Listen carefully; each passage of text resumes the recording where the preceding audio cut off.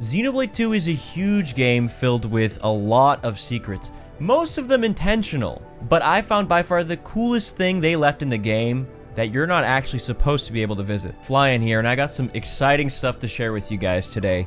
In preparation for Xenoblade 3, I've been 100%ing all the Xeno games, and I'm at the point where I'm 100%ing Xenoblade 2. I've been enjoying the game a lot. The environments and quests have been fun, but I've been hearing this rumor that there's a secret area that you could go to in this game. A forbidden area of the game that's been whispered about and murmured through the streets. And it turns out not only can you go there, it's one of the most significant areas in the game's story. I want to mention that in describing how I got to this room, there's going to be some spoilers about the endgame of Xenoblade 2 and its areas, so if that's something you don't want to listen to, click off or wipe your memory at the end of the video, whichever works better. But yeah, spoilers ahead.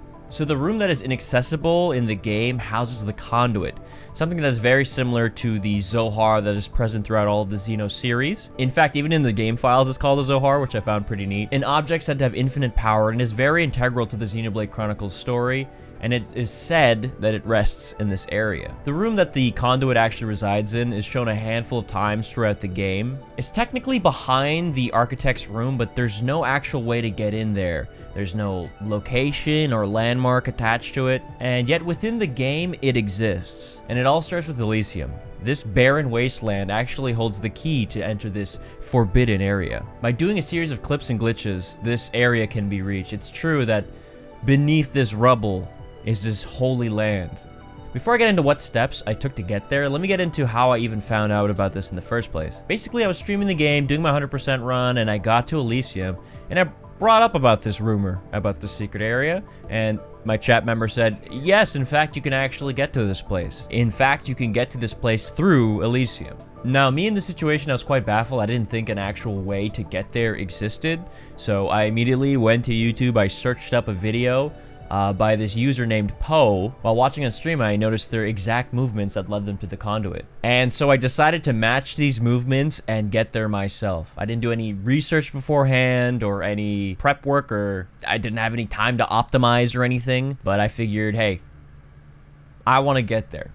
Let's go. And so the journey began. Towards the left side of the starting landmark of Elysium, if you continue forward until you see a sign and turn towards the pillar, the first trick takes place. Essentially, I had to jump into the corner of the pillar in a certain way to clip through it and make it through to the other side.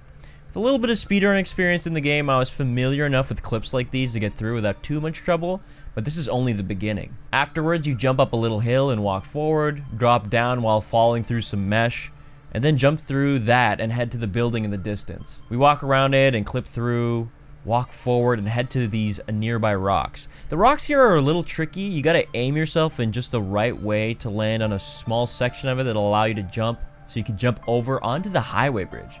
I had no idea this bridge was actually walkable, by the way. I thought it was pretty cool that you could actually stand on top of here. So now you head forward and jump over to the rubble, careful of not falling into the cracks. At a certain point, the highway ends and we can jump down onto a hill. Since we're at high level, we have enough HP to tank the fall. We walk down the hill and we notice that a piece of the ground is missing. Well, we enter this little nook and what do we see?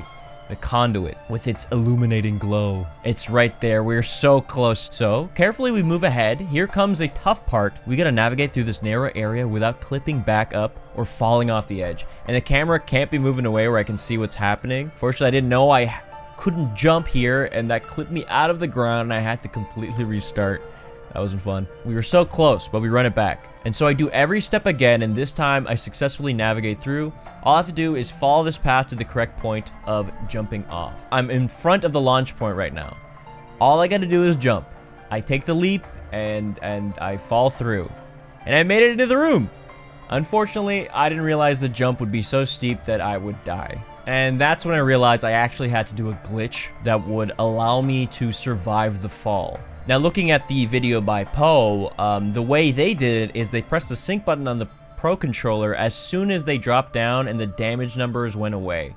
If you did it in that exact frame and you get the little pop-up, you get to desync. Essentially, you just lay on the ground and then you get right back up and you can start walking around. So I'm like, okay, this is what appears in the video. I'm gonna do exactly what I see here. All you gotta do is nail that timing. So I tried again and again and again, and I and I could have sworn I got the exact frame I needed, yet I would still end up dying, and it would spawn me all the way back. So I decided to look through the comments of the video. Well, first of all, I noticed the video is actually 4 years old, and secondly, I read through the comments, and it was said that this glitch was patched. And so I felt like kind of an idiot.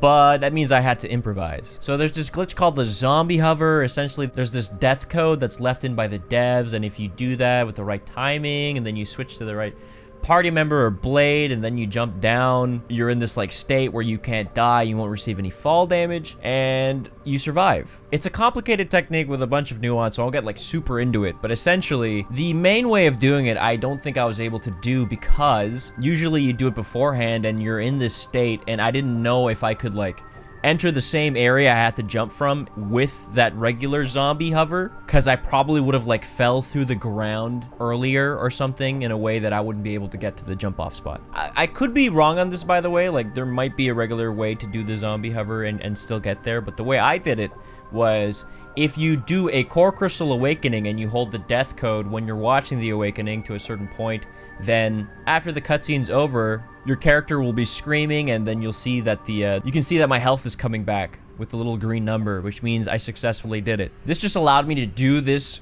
glitch right where I needed to have it, so I can jump off immediately and be all good. So that's when I decided to take the leap.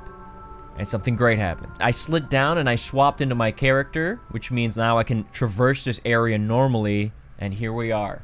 We are inside the Conduit's room.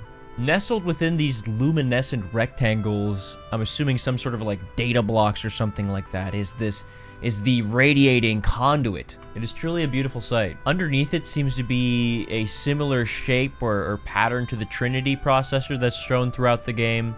It's a big room with a lot of areas to walk around. Some areas have collisions, some don't. It's a little wonky, but you can kind of traverse it normally. Speaking of areas you can walk to, I decided to do the trick again and swap out my characters earlier so I can walk around the outer rim, because I can actually direct myself into the control room. This is the control room that Klaus is doing all his shenanigans involving the Zohar in this story, and you can actually clip right into it. Behold, the creator of the universe, Torah.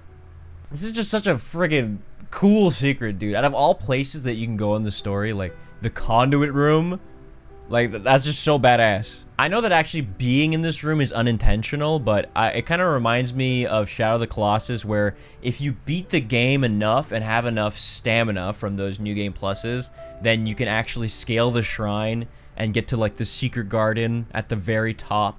And, you know, eat the forbidden fruit. Just shit like that in games is just so cool. Whether it's intentional or not, I just think, I don't know, in the context of Xenoblade, like, this essentially, that's God right there. This freaking, this had the power to create the universe, man, and I'm standing right in front of it with a goddamn, stupid-ass shirt on Torah. It's just a magical thing to see this up close. Now, the existence of this room makes sense. They need this area to film the scenarios in the game. I didn't think they would actually put it, like, in this instance right there. Maybe it just saved them space or whatever. But that makes me think, does that mean all the areas that they have filmed in the game, does it, like, exist somewhere? For example, the lush green version of Elysium. Is there a way to somehow get there, perhaps? Maybe. I don't know. But that'd be kind of cool. The Conduit is an important thing to the Xenoblade Chronicles series, and I know it's going to be important in Xenoblade 3. So this like spur of the moment thing of finding this while playing through Xenoblade 2 was just so cool. I had to share it with you guys. It was just awesome. I'm sure there's ways to optimize the way I did it, maybe a better pathing, maybe a better way to zombie hover into there, stuff like that. Like I said, I did it on stream, and it was my first time trying it and everything, so all I had to do was really go by the video that Poe posted on YouTube, which by the way is in the description if you guys want to check that out. And I know this isn't exactly like a new thing. This video came out 4 years ago, right? But I figure there's still a subset of people who didn't know about this, who I thought it would be interesting to share with. So this cool ass trick needed more eyes on it, so I figured, hey man, you know, let the good people know. I hope you enjoyed the video. If you want to watch my Xenoblade 2 100% adventure, my run, feel free to follow me on Twitch, twitch.tv/flyann. And consider subscribing to this channel as well. And this is where we part ways for now, but I'll see you soon. Take care.